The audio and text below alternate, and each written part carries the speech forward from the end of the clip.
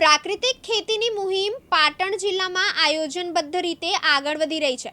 પાટણ જિલ્લામાં ઘણા બધા ખેડૂતોએ રાસાયણિક ખેતી છોડીને પ્રાકૃતિક ખેતી અપનાવવા લાગ્યા છે।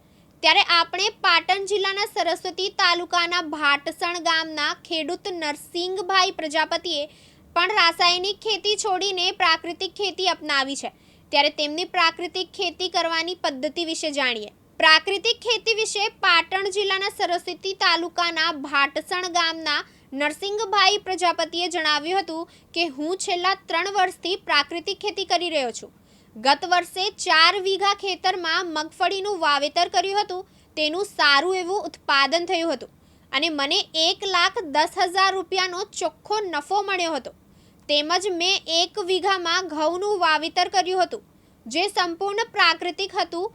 તેનો પણ મને 50,000નો ફાયદો થયો હતો।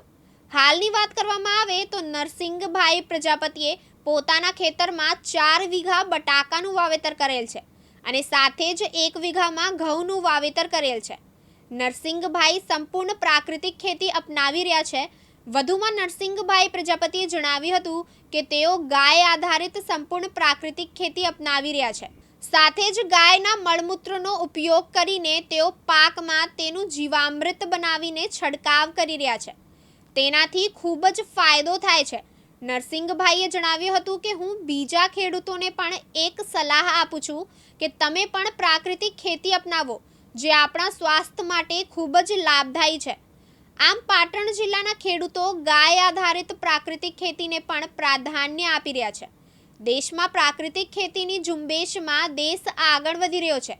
દેશ રાસાયણિક ખેતી છોડીને પ્રાકૃતિક ખેતી અપનાવી સ્વસ્થ ભારત તરફ અગ્રેસર બની રહ્યું છે। મારું નામ પ્રજાપતિ નરસિંહભાઈ શેદાભાઈ, ગામ ભાટસણ, તાલુકો સરસ્વતી, જિલ્લો પાટણના રહેવાસી। હું છેલ્લા 3 વર્ષથી પ્રાકૃતિક ખેતી કરું છું। એમાં મને બહુ સારામાં સારો ફાયદો રહેશે। એ ગયા ઉનાળામાં આપણે સારામાં સારી બાજરી સીધી, એના લગભગ 50,000, 1.5 વીઘામાંથી 50,000નું માવજત ઉત્પન્ન સીધી અને 4 વીઘા મગફળી હતી। એમાં 1 લાખ ઉપર એના મળ્યું હતું મને। એમાં આ પ્રાકૃતિક ખેતી કરવામાં બહુ ફાયદો છે। ખાતરમાં પણ ફાયદો થાય, પૈસાનો ખર્ચ ઓછું પડે। પછી આ બધું 10-12 વયની વનસ્પતિનું પાણી દ્રાવણ બનાવીને છોટે ને એમાંથી કોઈ કાતરો કોઈ ઈયળ પડતી નથી।